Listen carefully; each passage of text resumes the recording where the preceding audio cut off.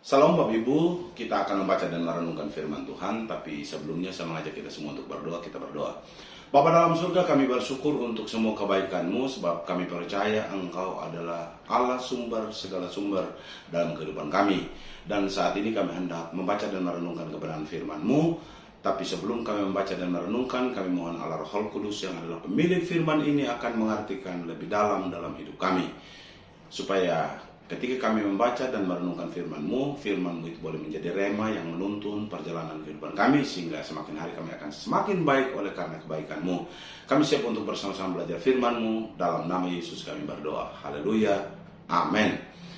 Bapak Ibu yang saya kasih dalam Tuhan kita Yesus Kristus, saat ini saya akan berkhotbah dengan tema Yesus sumber mujizat. Sekali lagi, saya akan berkhotbah dengan tema Yesus sumber mujizat, dan khotbah saya akan dasarkan pada Kitab Injil Lukas pasal yang ke-18 ayat yang ke-35 sampai ayat yang ke-43. Sekali lagi, pembacaan kita terambil dari Injil Lukas pasal 18 ayat yang ke-35 sampai ayat yang ke-43. Tapi kita tidak membaca semua ayatnya, kita hanya membaca ayat 41 sampai ayat 42 saja. Demikian firman Tuhan. Apa yang engkau kehendaki supaya aku perbuat bagimu? Jawabnya Yesus, supaya aku dapat melihat. Sekali lagi, apa yang kau kehendaki supaya aku perbuat bagimu? Jawab orang itu, Tuhan, supaya aku dapat melihat. Lalu Yesus berkata kepadanya, melihatlah engkau, imanmu telah menyelamatkan engkau. Demikian jawab pembacaan firman Tuhan. Dikatakan berbahagia kalau kita baca firman-Nya, renungkan firman-Nya, dan terlebih lagi kalau kita mampu melakukan firman-Nya dalam hidup kita hari lepas hari. Bapak Ibu yang saya kasihi dalam Tuhan kita Yesus Kristus, ini merupakan salah satu tanda mujizat yang dibuat oleh Yesus selama dia ada di dunia. Dan kalau kita lihat dari kualitas tanda mujizat ini, kalau boleh kita sebutkan bahwa tanda mujizat ini bagi Yesus itu hal biasa saja sebenarnya. Tanda mujizat ini dapat dilakukan oleh Yesus bahkan yang jauh lebih besar lagi dari sekedar mencelitkan mata orang buta. Tapi yang menarik dari pembacaan ini bukan sekedar mujizatnya, tapi bagaimanakah orang mendapatkan mujizat, itu yang menjadi menarik. Sebab di tema kita hari ini adalah Yesus itu sumber mujizat. Lalu bagaimanakah caranya supaya kita mendapatkan mujizat dari Yesus, itu yang menjadi penting. Bapak Ibu, ketika Yesus hampir tiba di kota Yeriko, ketika Yesus hendak memasuki kota Yeriko, banyak orang berbondong-bondong mengikuti Yesus. Artinya, bukan cuma orang buta itu saja dan murid-murid yang ada bersama dengan Yesus. Banyak sekali orang yang berbondong-bondong datang kepada Yesus. Ada yang datang supaya disembuhkan oleh Yesus, ada yang datang supaya dia mendapat mujizat, ada yang datang karena mendengar pengajaran Yesus yang luar biasa, ada juga yang datang sekedar hanya untuk melihat Yesus sang fenomenal itu. Jadi banyak sekali orang yang datang, berbondong-bondong orang datang kepada Yesus. Memang seperti biasanya ketika Yesus melayani itu banyak sekali orang yang datang dengan berbagai persoalan, dengan berbagai maksud dari mereka masing-masing.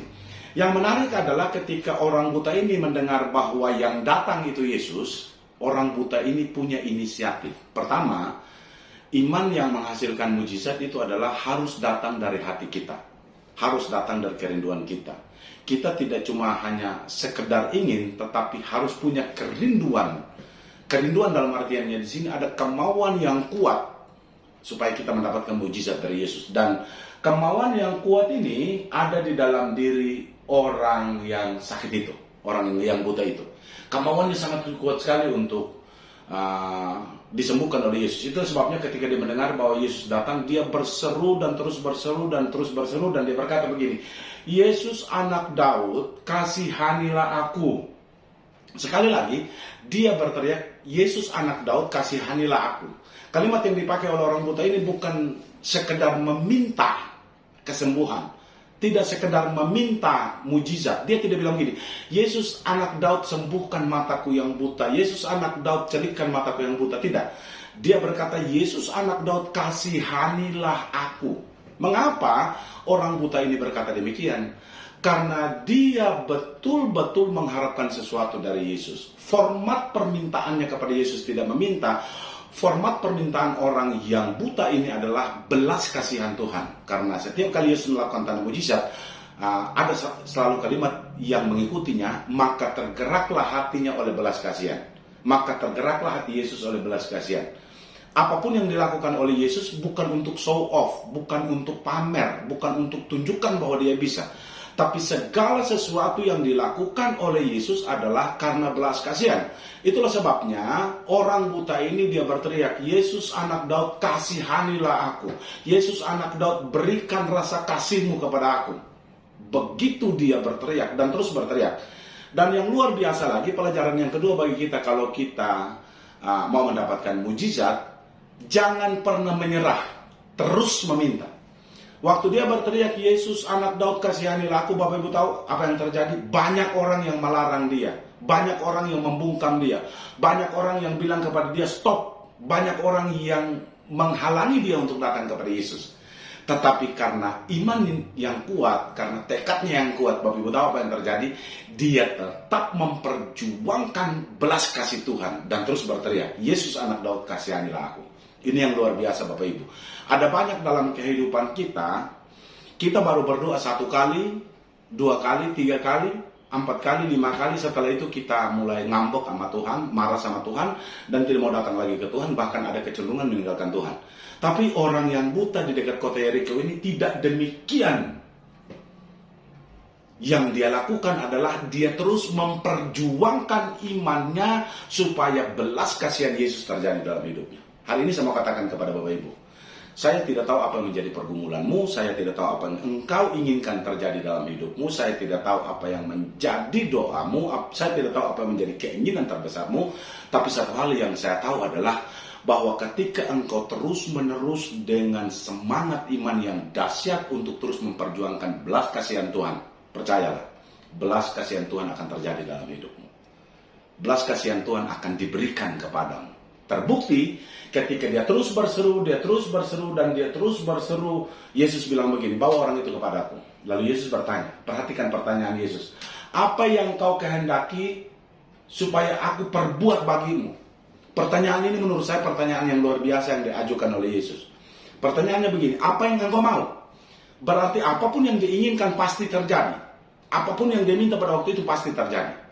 Tapi orang yang buta ini, Bapak Ibu tahu, yang dia inginkan hanya satu, supaya dia dapat melihat. Maka dia menjawab Yesus seperti ini, supaya aku dapat melihat, kerinduanku supaya aku dapat melihat dunia ciptaan. Dan Bapak Ibu tahu, Yesus, kalimat yang luar biasa yang Yesus sampaikan kepada dia adalah, imanmu telah menyelamatkan engkau.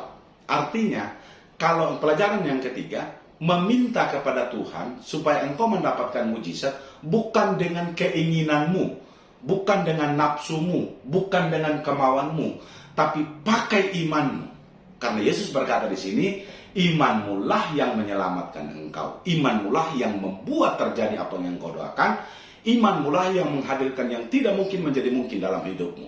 Bapak Ibu yang saya kasih dalam Tuhan kita Yesus Kristus, seperti yang saya katakan sebelumnya, saya tidak tahu apa yang menjadi pergumulanmu, tetapi yang saya tahu bahwa iman adalah jawaban dari pergumulan. Ketika engkau berdoa kepada Tuhan, ketika engkau meminta kepada Tuhan, ketika engkau terus mendekati Tuhan, ketika engkau terus berpasrah kepada Tuhan, ketika engkau terus menaruh pengharapanmu kepada Tuhan, percayalah, mujizat itu ada dalam hidupmu.